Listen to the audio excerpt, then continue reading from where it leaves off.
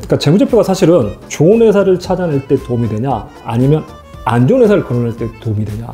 안 좋은 거 걸러내는데. 맞아요. 대박나는 종목을 찾는 게 아니라 위험을 걸러낼 때 좋아요. 그러니까 내가 어떤 종목을 샀는데 이게 뭐 2배 올랐다 3배 올랐다, 대부분은 운이 크게 작용을 합니다. 뭐는 실력이라고 보냐면 잘 떨어지지 않는 거, 손실을 보지 않는 거. 오늘 주제는 회계사의 투자편입니다. 꼭 보셨으면 아는 게, 그러니까 재무제표가 사실은 좋은 회사를 찾아낼 때 도움이 되냐 아니면 안 좋은 회사를 걸러낼 때 도움이 되냐, 어디에도 도움이 될까요? 안 좋은 거 걸러내는데. 맞아요. 장치 같은데. 그러니까 재무제표만 가지고 이 회사가 막 이번에 신약이 대박 날 거다, 이번에 뭐 나오는 게임 회사인데 게임이 막 히트 칠 거다 모르잖아요.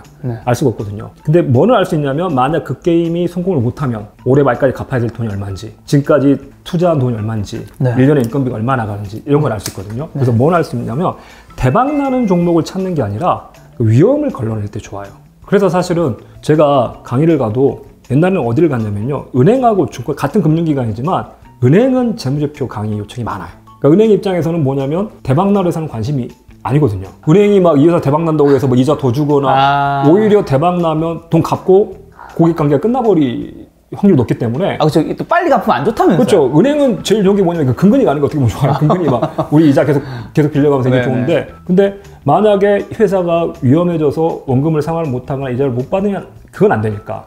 그래서 은행 입장에서는 위험한 애들을 걸러내고 돈을 빌려주기 위해서 재무제표나 회계랑 관련해가지고 택시 운전기사라고 하시는 분들이 제가 보기에는 은행에 계신 심사역분들이에요.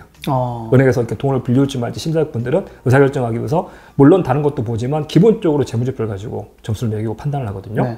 그래서 은행에 계신 분들은 많이 보는데 증권사에 계신 분들은 의외로 재무제표 많이 안 봐요. 그러니까 자기들 관심은 대박날 회사 찾는 거지, 앞으로 막 주가가 막 몇 배씩 오를 이 종목을 찾는 거지. 뭐 위험한 회사들은 자기들은 뭐 관심이 없으니까. 근데 제가 장기적으로 봤을 때 제가 수익이 계속해서 나오고 꾸준히 나올 수 있는 건 뭐냐면요, 제가 손실이 잘 안 나요. 제가 경험해 보니까 내가 어떤 종목을 샀는데 이게 뭐 2배 올랐다 3배 올랐다, 그때는 실력일 수도 있지만 대부분은 운이 크게 작용을 합니다. 저도 이제 막 복귀를 해보고 이러면 내가 생각했던 그게 맞아가지고 주가가 오르고 이익을 낸 경우도 있었지만 전혀 내가 예측하지 못했던 것들로 인해서 수익이 나기도 하고 막 이러거든요.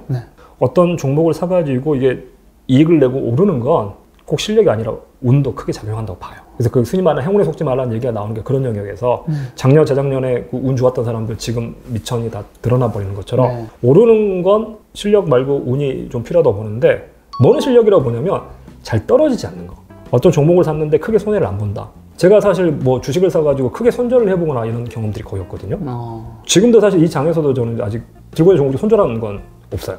사기만 했지 뭐. 그래서 어쨌거나 손실을 보지 않는 거, 이건 제가 보기에는 그 사람 실력이라고 봐요. 어떤 사람이 주식을 샀는데 그 사람이 산 종목 웬만해가지고 손실을 안 본다, 그러면 돌아가면서 오르거든요. 그래서 제가 꾸준히 수익을 내는 이유는 뭐냐면 위험한 애들을 잘 걸러내요. 그래서 우리가 뭐 리스크 관리가 필요하다, 리스크 관리가 중요하다라고 하는데 진짜 중요하다는 게 지금도 느껴지실 거예요, 많이들. 그래서 안 좋은 회사를 걸러내고 이걸 스트레스 테스트를 할 필요가 있거든요.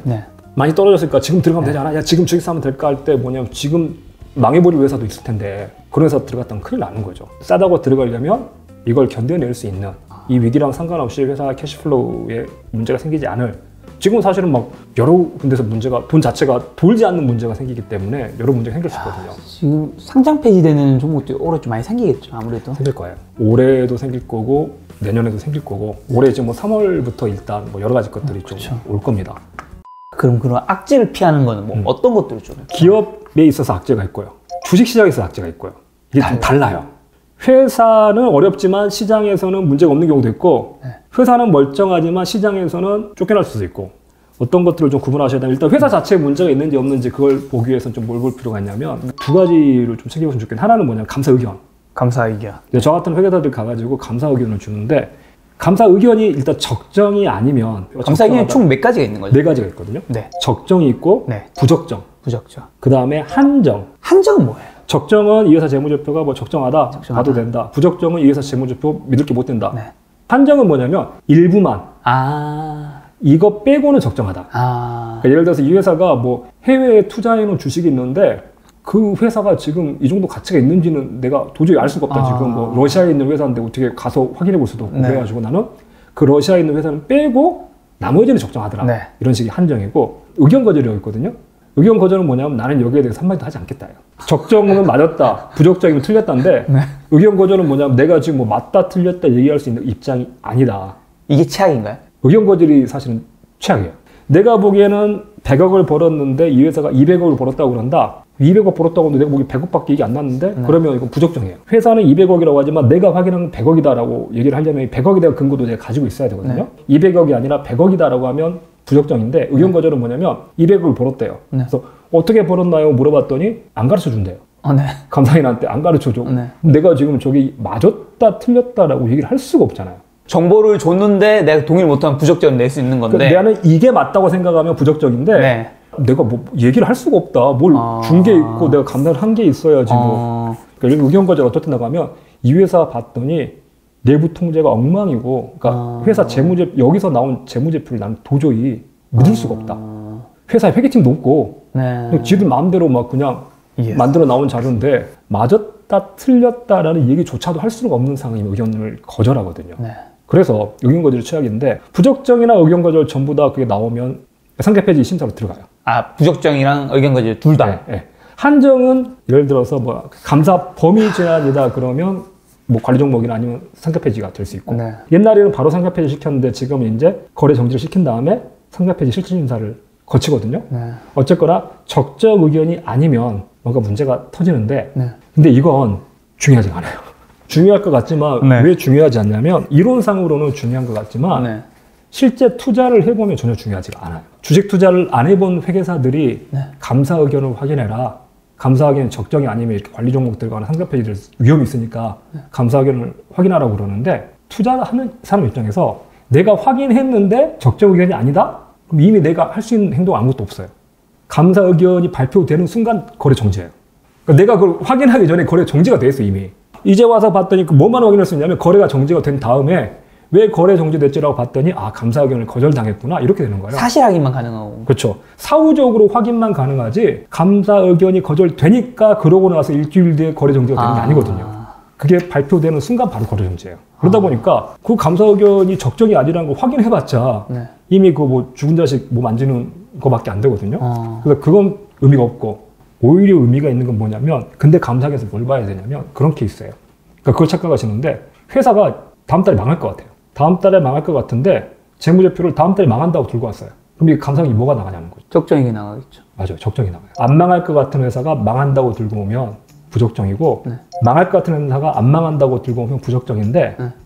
망할 것 같은 회사가 우리 회사 망할 것 같아라고 들고 오면 적정이 나가요. 그럼 상장폐지 심사 안 가잖아요. 근데 다음 달 망하면, 지금 상장 폐지 심사는 안 들어가겠지만 다음 달 회사 망할 건데 이걸 투자를 해야 되냐는 거죠. 그 사람들이 착각하는 게 그런 케이스가 있어요. 감사 의견 적정받고 한 달 있다 도산했어요. 있어요, 실제로? 있어요. 많아요. 그게 뭐 신문 기사로도 막 나오고 이랬거든요. 감사 의견 적정받은 멀쩡한 기업이 어떻게 적정받고 한 달 뒤에 도산할 수 있냐. 일반인들이 보기에는 감사 의견 적정받았던 멀쩡한 기업이 어떻게 한 달 뒤에 도산하고 상장 폐지가 되지? 일반 사람들이 생각하는 적정과 감사에서 내리는 적정이 다르니까. 보통 사람들이 생각하는 적정은 3일 회계법인에서 감사 의견을 적정을 줬대 그러면 문제 없네 이렇게 생각을 하거든요. 문제가 없는 회사고 멀쩡한 회사니까 적정이 나가겠지라고 생각을 하는데, 그 감사 의견이라는 건 회사가 문제가 있다 없다가 아니라 재무제표랑 회사랑 일치하냐 안 하냐. 그래서 문제 있는 회사가 문제 있는 재무제표를 들고 오면 적정이. 그래서 뭐가 필요하냐면, 그러니까 감사 의견이 적정이 아니면 이미 우리가 할 수 있는 행동은 없는 거고, 대신에 그건 있어요.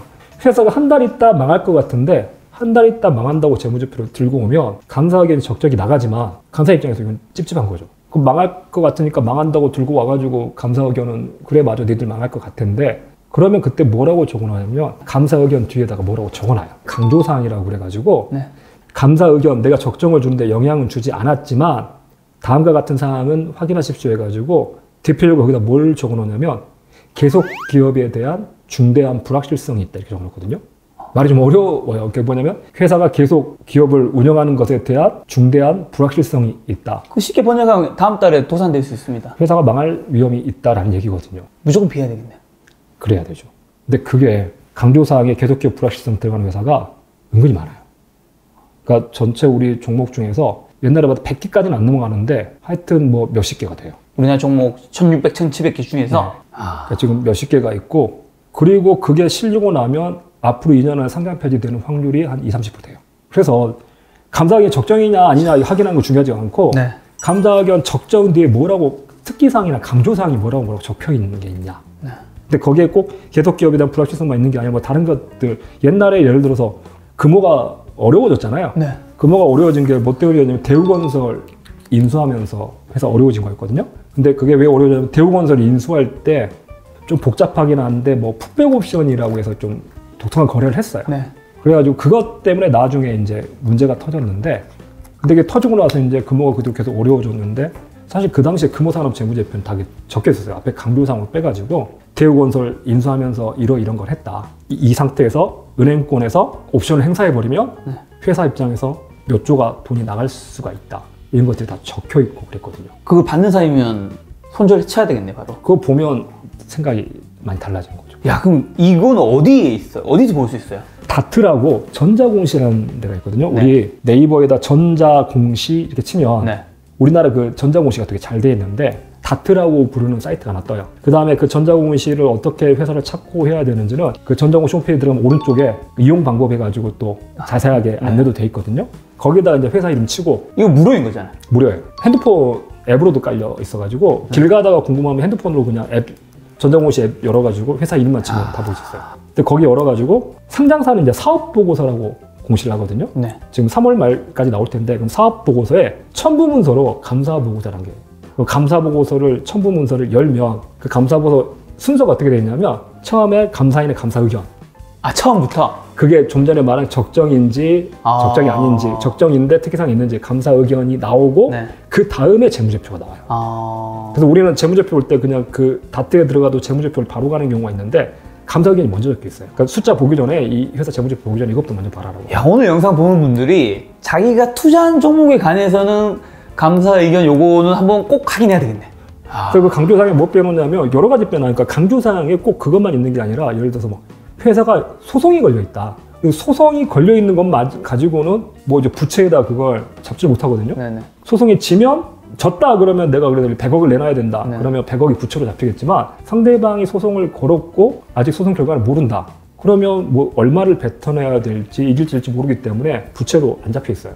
그래서 그걸 우리가 사람들이 이제 보통 재무제표를 볼 때 어디 가서 보냐면 그 HTS라고 그래가지고 우리 홈트레이딩 시스템에서 재무제표를 보면 그 소송에 걸렸기는 하나도 안 나오거든요. 숫자로 확정된 것들만 거기 적혀 있으니까. 그쵸. 그래서 안 나오는데 그걸 어디다 적어놓게 돼 있냐 그렇게 소송이 걸렸거나 이러면 주석에는 적혀 있어요. 무슨 건으로 누구한테 걸려 있고 소송의 결과는 어떻게 될지 모르겠습니다. 이런 식으로. 그리고 그게 중요하면 그 소송이 중요하면 앞에 강조사항을 빼놔요. 제일 앞장에 감사 의견 강조사항 무조건 봐야 되네. 뒤에서 봐야 될 중요한 거 앞에서 다 빼놓고 이렇게 친절하게 사실은 빼놔요. 이렇게 불확실성이 있다, 뭐 소송 걸려 있는 게 있다, 뭐 이런 것 때문에 뭐 할 수 있다 있으면 앞에다 빼놓는데 안 보시죠.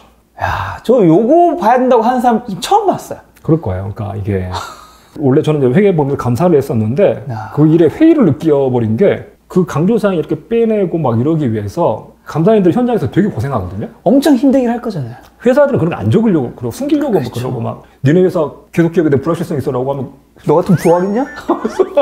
근데 그럼에도 불구하고 아니다 이건 객관적으로 봤을 때 위험하다. 야 그 소송 걸려있다고 굳이 앞에다 적어놔야 돼? 뭐 아니다 내가 보기 중요하다 하면서 이제 막 여러 가지 것들 거기에 적힐 정도면 진짜 위험한 거네. 그렇게 고생해가지고 앞에다 꼭 너무. 보십시오라고 내놓는데 하면 뭐 하냐고요. 아무도 안 보는데. 그러니까 제가 감사라는 일에 대해서 되게 중요한 일이고 고생스러운 일인데도 불구하고 네. 회의를 느껴버린 게 야 그렇게 고생해서 잘 만들면 뭐하냐. 사람들이 보질 않는데. 그래서 감사하는 후배들이 계속 할 테니까 나는 이걸 사람들이 보게끔 그렇게 해서 저렇게 좋은 정보를 앞에 빼줬는데 그걸 보게끔 하고 어디인지 알려주고 이런 뭐 강의나 교육을 통해서라도 이렇게 해야겠다 해서 그래서 제가 감사하는 후배들이 잘 할 테니까 계속 보게끔 하자. 그래야지 제 후배들이 감사하는 것도 그래야지 보람이 있는 거죠. 그렇죠. 그 리스크 차원에서 접근하기에는 제가 보기엔 재무제표만한 것들이 많지 않죠. 감사 의견에 관한 또 뭐 엉터리 기사나 뭐 오해들도 또 감사의견 적정받은 회사가 멀쩡한 회사가 어떻게 6개월 있다 상장 폐지가 됐냐. 네. 그러면서 막 기사에 나오고 거기에 대해서 이제 뭐라고 하냐면 감사가 문제가 있는 거다. 멀쩡한 기업에 대해서 감사인들이 제대로 감사 안 하는 거 아니냐. 회계법인하고 짠 거 아니냐. 막 이런 식 기사들이 막 나오고 막 이러는데 보면 좀 답답하죠. 그 기사에서 샘플로 자 6개월 전에 네. 감사하게 적정이라고 멀쩡한 회사가 어떻게 6개월 만에 상장 폐지가 됐냐라고 했는데 네. 그 감사 보고서에 뭐라고 적혀 있었냐면 지금 채권자들이 회사 와가지고 차압을 다 걸어놨다라고. 이 회사 빚을 못 갚아가지고 채권자들이 뛰어와서 네. 다 딱지 붙여놨다고 감사 보고서에 적혀있고 막 이래요.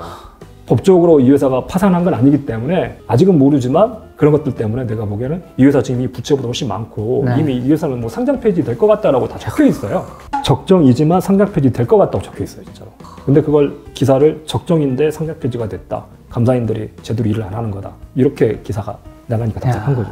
꼭 봐야 되겠네.